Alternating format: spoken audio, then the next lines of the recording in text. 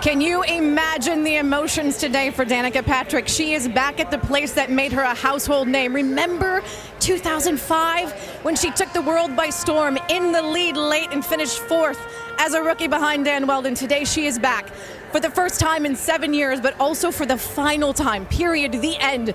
Her driving career comes to an end when her race does today. The first woman to win an IndyCar Series race, Japan in 2008. She finished third here back in 2009, back in 2018 to close the book. Here's Hannah Storm.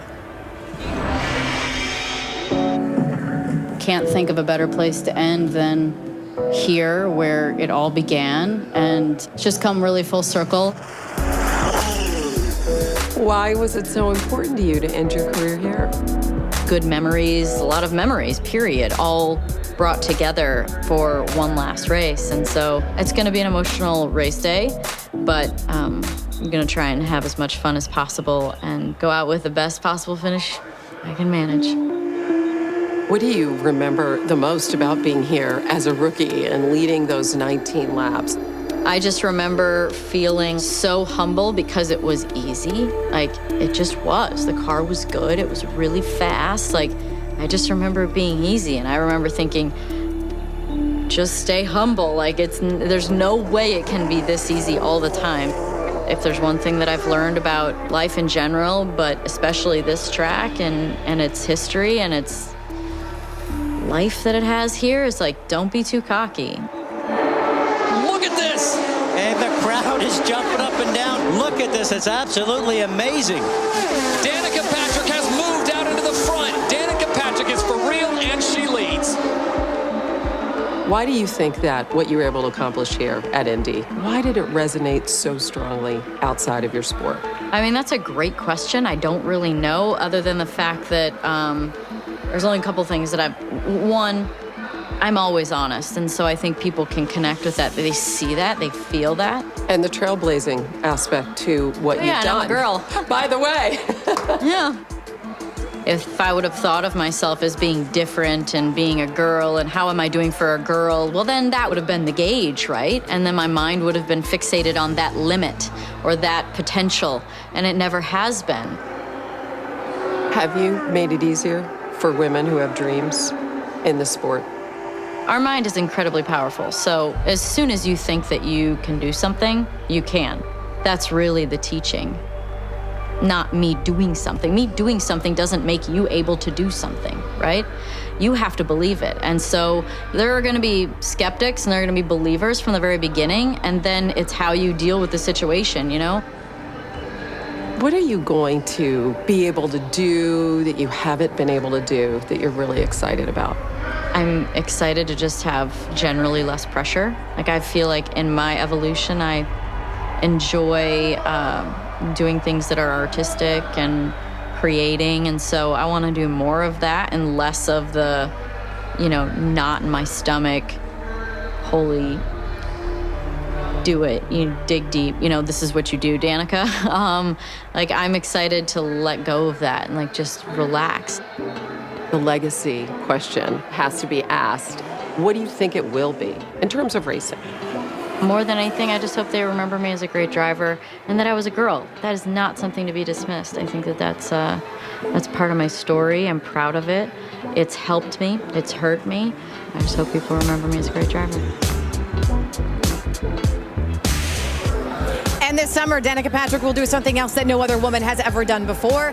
She will host the ESPYs live on ABC, presented by Capital One. It is Wednesday, July the 18th from the Microsoft Theater. It's the night where sports and entertainment collide, though that's sort of happening here today, too. And starting her 8th career Indy 500 in 7th position, returning for her first Indy 500 since 2011, and retiring from racing at the conclusion of today's event, Danica Patrick.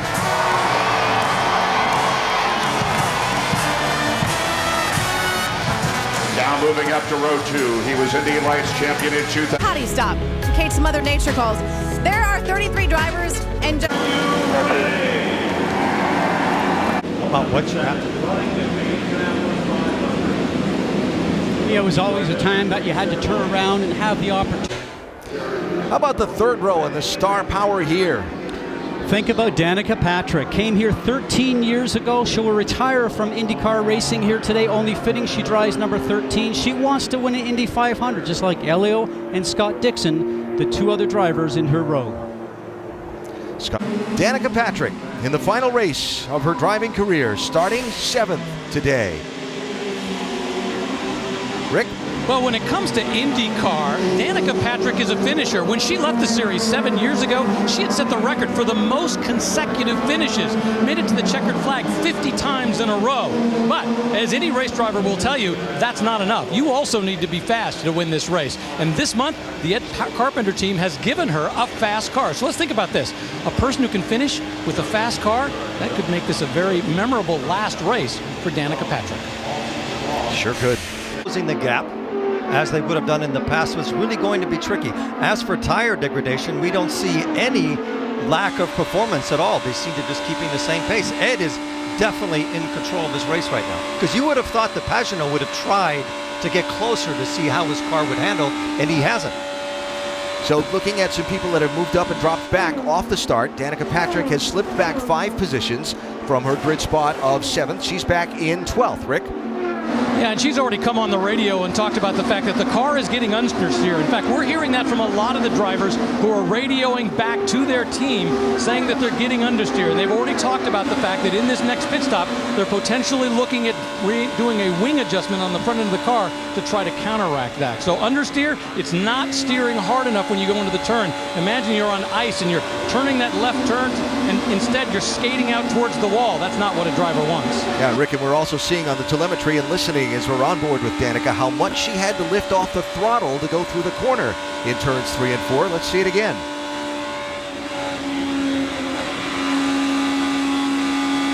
That's all the way off. That's not lifting. That's taking your foot off the throttle. Now watch how much steering movement she has. That means it's a very nervous race car anytime you're jostling with the steering wheel like that. But let's not forget also, we had rain in the overnight, washed some of the rubber off the racetrack. This racetrack is different than the last time they drove on the final practice on Friday. What really shocks me about her lifting is she has clean air in front of her. There aren't any cars in front of her, so she doesn't have to go through turbulent air. If she gets up somebody else's gearbox, it'll be much worse. Zach Veach and Max Chilton have slipped back 6 and 7 spots respectively in these opening laps. Danica Patrick, the first one to pit. Rick? Yeah, early on, Jan was talking about the question, do you go for fuel or do you go for tires? Well, in this case, it's tires and the concern about the balance of the car. They were concerned about that. As a result, they said they're going to take half a turn of wing out and send her back out. There you see they make that adjustment and send her back out into this race. Boy, Davidson sure has changed the complexion of this race early on. Right now, Carpenter has to find a way to carve his way through all. Dive into the corner. Trouble. Danica Patrick. Out of break. Out of break.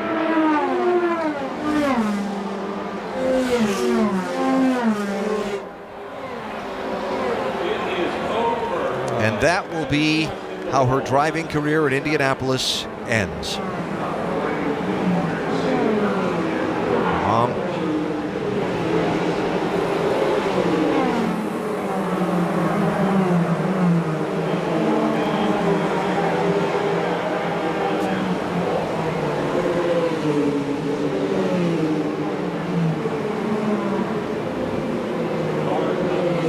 Safety team there. Patrick beginning to climb from the car.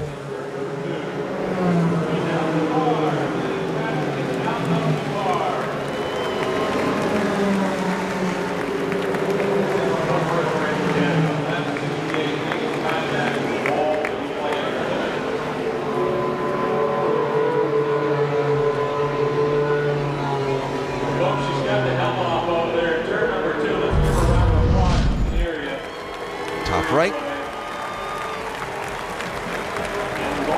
Very similar to Ed Jones. In the middle of the turn, the back end starts to come around. I thought that she was dealing with a car that was very neutral, too positive on the front. When we watched her earlier in the race, that means it's very difficult to turn into the turn because the back end wants to swap ends. Not sure if that's the case there, but looks very similar, as you mentioned, Eddie, to Ed Jones.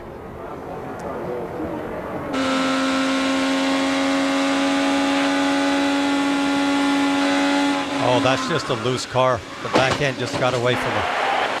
And there's nothing you can do once it goes. You cannot catch it in time. Look how she puts her hands down. Running in 17th at the time. Another look from Alexander Rossi's on board.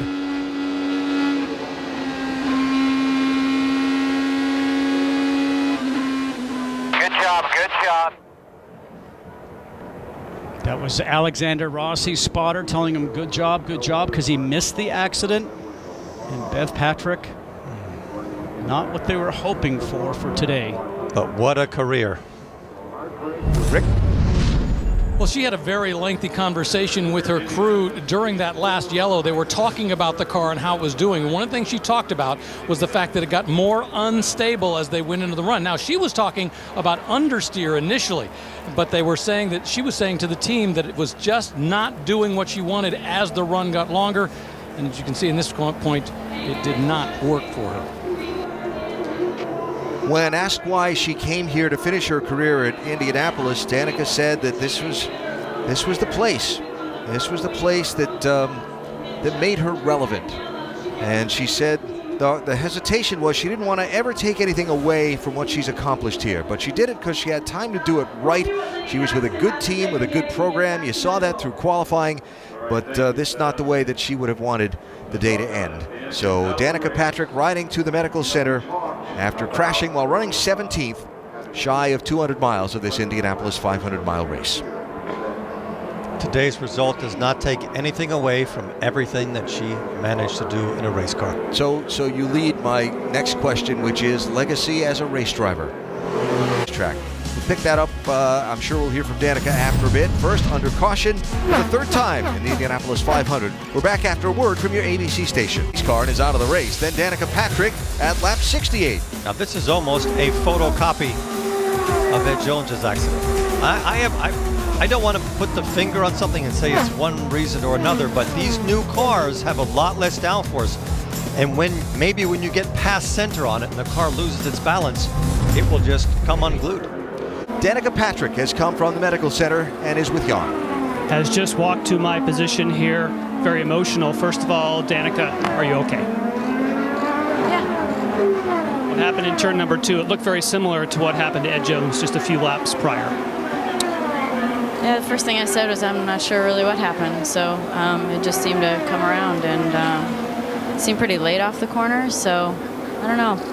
They said they looked back at the data and it was kind of like a little lift in the middle. It was a little bit of understeer and then back to it and it just swung. So, yeah, you know, I mean, today was really disappointing for what we were hoping for and what you want for your last race. But I'm grateful for all of it. So wish I could have finished stronger. Are all the emotions you're dealing with specific here to Indy, knowing that how much of a difference that made in your career, or now that you're looking at an entire career that's wrapped up? Yeah, it's an entire career. I mean, but, you know, what really launched it was this. So it's both of them. You know, I've had a lot of good fortune here and did still have some this month. It just didn't come on race day, but we had some good moments. You definitely did. Thank you, Danica. Thanks. Obviously not the way she wanted to finish. So Danica Patrick's driving career is done. Said she wanted to be remembered as a great race driver. I think it's fair to say she showed us she was.